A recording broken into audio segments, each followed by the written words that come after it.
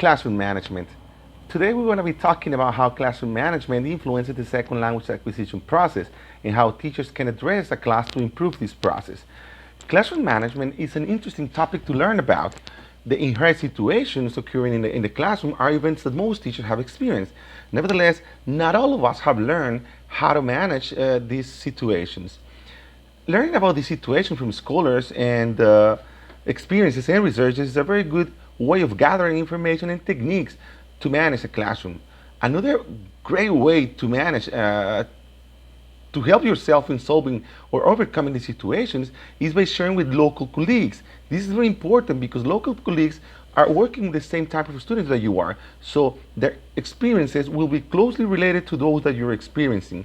Sharing information then with these colleagues will provide you with more information about how to work or how to work out any situation that might occur in your classroom.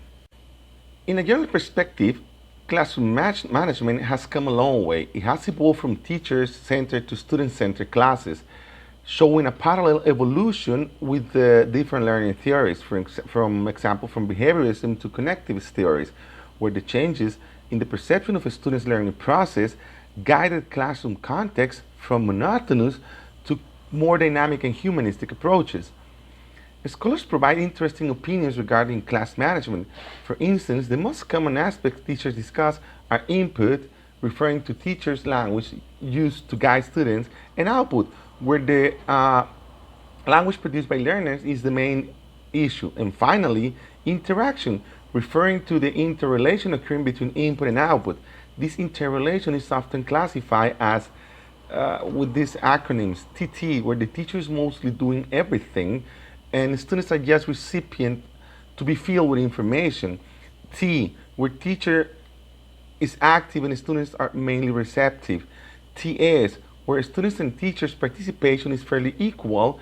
And S, where students are the main participants and teachers' role is mostly receptive. And finally, SS, where students are very active and the teacher is mainly receptive. The role of students is also an important influence in turn allocation tasks. For instance, language proficiency. There are students whose proficiency allows them to participate more than others.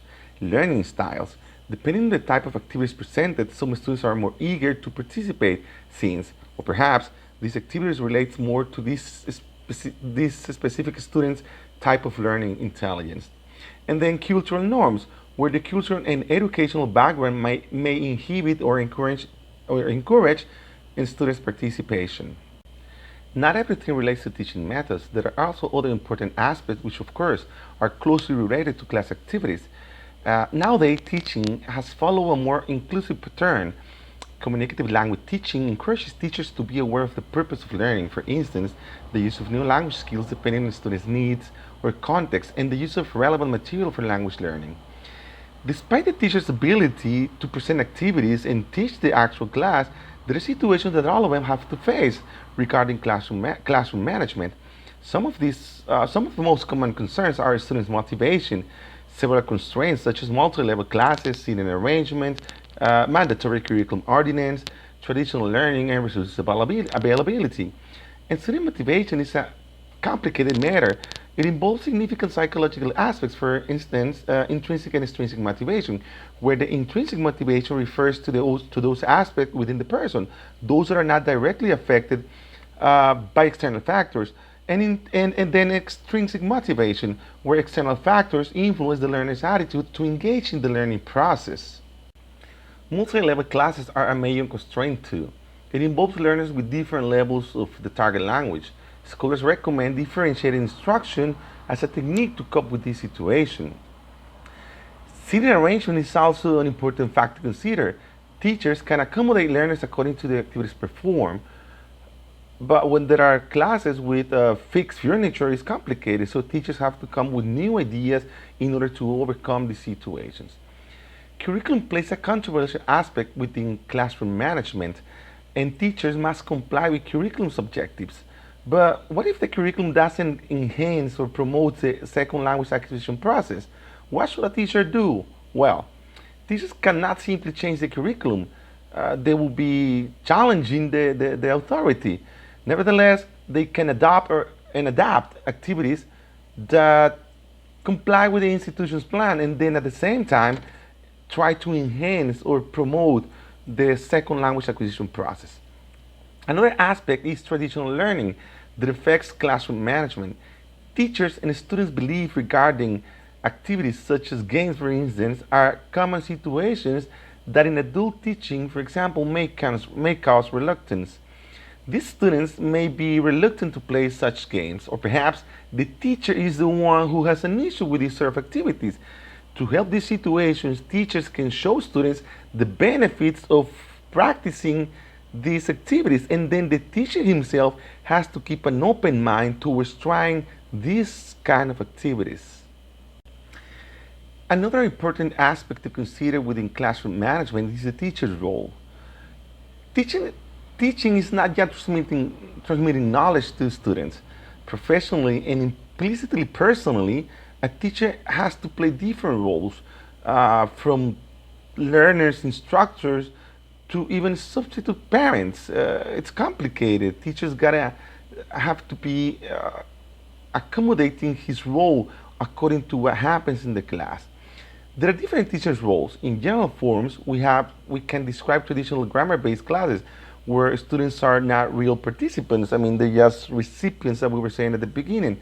The role is just of receivers of information.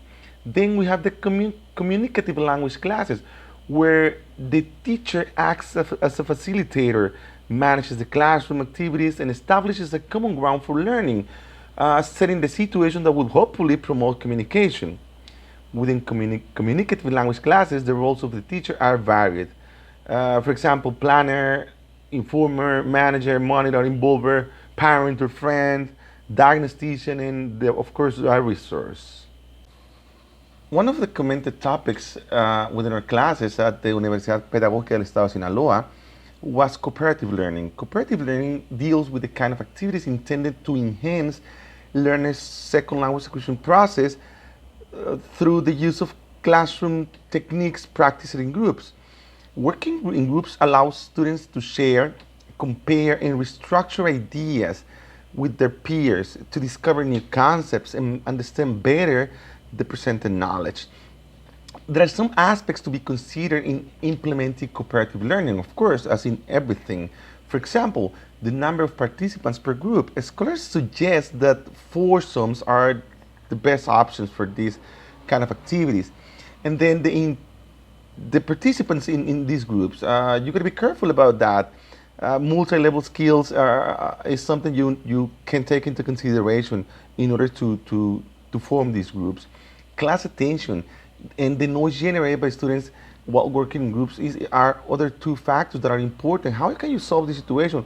There are techniques that you can teach your students on how to keep it quiet when you say a word, or how to reduce noise while working. Students not working in groups is another important thing. Students not working collectively should be one of the most concerning aspects to consider, since the idea of cooperative learning is to enhance learners' acquisition. Then what can you do in order to help these students? Well, there are techniques that you can always apply, and you can, for example, tell them of the benefits of working with other students. For example, you can tell them that they can share and compare the responses. That is easier for them to ask sometimes another maid than asking the teacher. There is another situation. Early finishers in team working compel students to start a new non-class related activity, sending us back to the noise situation. Okay, teachers should be aware of the situation and plan ahead alternative activities to keep these students busy in doing something related. For example, they can start comparing their answers with another team that finished soon, or else be some sort of advisor and go distribute these students to different groups that are kind of behind, and help them completing their tasks. And then another important aspect is regarding these students who are commonly absent. How do you deal with this? You give a group a task to be performed, and then one of the students doesn't come to class. Well, what do? Well, you can always distribute students. You can teach your learners to solve the situation by themselves by, let me see, to take over the incomplete part of the student who is absent and then complete it in group, or else the teacher can nominate a new student to participate into this incomplete group, uh, permitting the team to accomplish the settled task. Then another fact regarding group work is the time a team should stay working together, including the closure for these groups, and how to close to end these activities. Not the activity itself, the team remaining together for a period of time. For example, they suggest you can always publish their work, and you can ask them to take pictures of their classes, provide feedback on how I felt working with you as a classmate, and I don't know, perhaps asking them to write a recommendation letter to send this specific student to that other group because they have a perhaps more how can I say this, more empathic form of working with this student. Well, cooperative learning is not forever. You should take that into consideration. You also want your students to work individually, to have the opportunity to express themselves.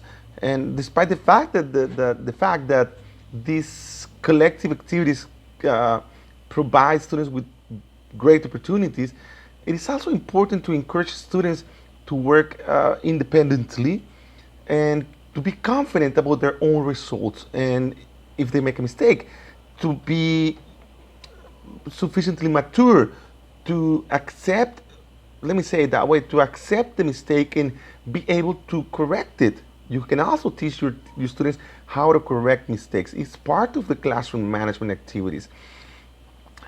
This is something that we discuss in classes, and it's a topic that was necessary for me to talk about in order to comply with a request from one of the assignments given.